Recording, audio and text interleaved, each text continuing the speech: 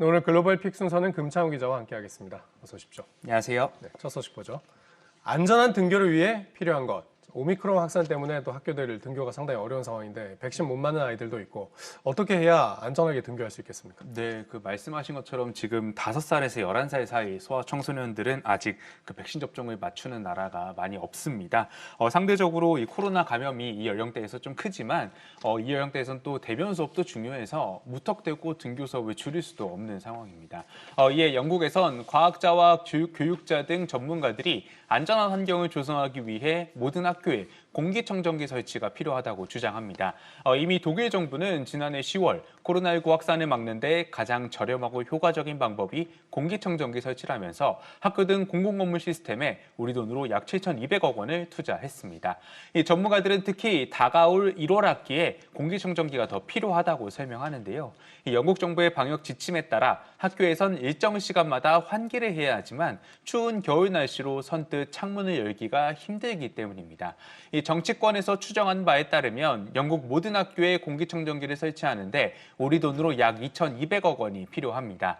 이 자유민주당 교육대변인 무니라 윌슨은 이 문제를 해결할 시간이 일주일 있다면서 정부가 지금 당장 행동하지 않으면 학생들은 추위에 떨 수밖에 없고 또 중요한 학습 기회를 다시 한번 놓치게 될 것이라고 경고했습니다. 네, 아동들이 안전하게 등교하기 위한 조건은 일단은 공기청정기다. 네, 알겠습니다. 두 번째 소식 보겠습니다. 부모와 생이별, 아프간 난민 아동. 자, 아프간에서 탈출한 난민 아동들 얘기인 것 같은데 부모님하고 같이 떨어져서 지내고 있나 보군요. 네, 그렇습니다. 이 탈레반 정권이 아프가니스탄을 장악하면서 사실 탈출하는 사람들이 많았었는데요. 이 당시에 자녀만이라도 미군 수송기에 태워보내려는 부모들의 모습이 방송에 나와서 안타까움을 많이 자아냈습니다. 이렇게 지난 8월 부모와 생이별한 아프간 아동이 1,450명에 달하는 것으로 확인됐습니다. 이 미국 난민정착사무소 관계자들은 수많은 어린이들이 가족과 함께 아프가니스탄을 탈출하려고 했지만 헤어질 수밖에 없었다고 설명합니다. 특히 카불 국제공항의 폭탄 테러로 일부 부모들이 사망하면서 비극은 더 커졌습니다. 네, 이 아이들이 다 나이도 많지 않을 텐데 부모하고 헤어져 있으니까 정신적으로 상당히 힘들겠습니다.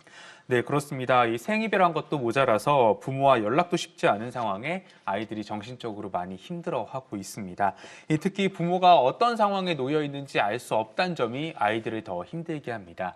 전문가들은 난민 보호소에 머무는 기간이 길어질수록 아이들의 이런 정신적 충격이 더 커질 것이라고 설명하는데요.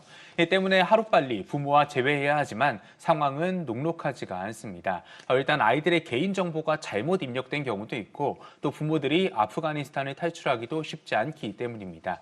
이런 상황에 이 아이들을 위탁 수용하겠다고 나서는 아프간계 미국인들이 많지만 이마저도 절차가 복잡해 어려운 상황입니다. 이 난민정착사무소에 따르면 이곳에 아직까지 머무는 아동은 약 250명입니다. 네, 어렵게 탈출을 했는데 좀 도움의 손길이 갔으면 좋겠습니다. 네, 마지막 소식 보죠.